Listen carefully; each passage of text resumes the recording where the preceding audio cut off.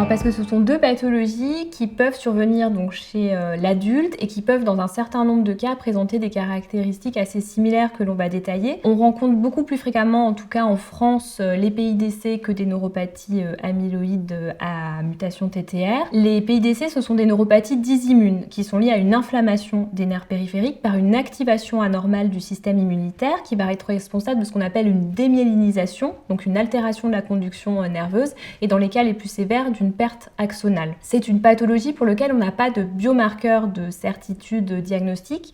En fait, le diagnostic repose sur une présentation clinique évocatrice associée à ce qu'on appelle des critères de démyélinisation primaire, donc d'altération de la conduction nerveuse sur les électroneuromyogrammes. Ce sont des neuropathies qui, dans leur présentation clinique typique, vont comporter donc un déficit sensitivomoteur symétrique avec une atteinte qui est longueur dépendante ou pas et une atteinte des grosses fibres nerveuses myélinisées qui va être responsable de ce qu'on appelle une ataxie proprioceptive, une hypopalesthésie, une abolition des réflexes. Et on peut également mettre en évidence des signes en lien avec cette inflammation et cette démyélinisation, par exemple sur la biopsie nerf, sur la ponction lombaire avec une hyperprotéinorachie et ou une hypertrophie des racines ou des plexus sur l'imagerie des nerfs périphériques. Alors que dans la neuropathie amyloïde héréditaire ATTR, on est confronté à deux principales présentations. Donc il y a les formes à début précoce, c'est-à-dire avant 40 ans, qui elles présentent une neuropathie des petites fibres, une dysautonomie et des antécédents familiaux. Mais la présentation auquel on est le plus souvent confronté en France, c'est celle des neuropathies amyloïdes ATTR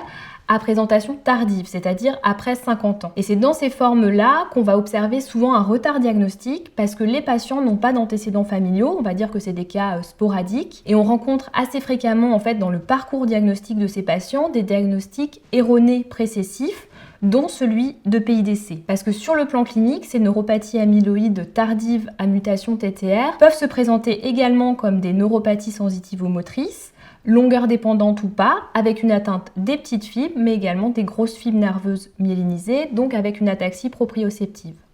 Et souvent, donc, ces patients vont initialement répondre aux critères diagnostiques cliniques de PIDC, mais aussi parfois aux critères électrophysiologiques. C'est-à-dire qu'ils vont avoir une neuropathie qui n'est pas seulement axonale, mais qui peut avoir une composante de démyélinisation qui va répondre à ces critères de démyélinisation primaire. Ces patients avec une forme tardive peuvent aussi parfois avoir une hyperprotéinorachie sur leur ponction lombaire, une démyélinisation, une composante en tout cas, sur leur biopsie de nerfs. Et il arrive que chez ces patients, on ne mette pas en évidence le dépôt d'amylose sur les biopsies qu'on réalise parce que la sensibilité n'est pas de 100% et donc dans ces cas-là, il faut réanalyser le prélèvement ou le répéter.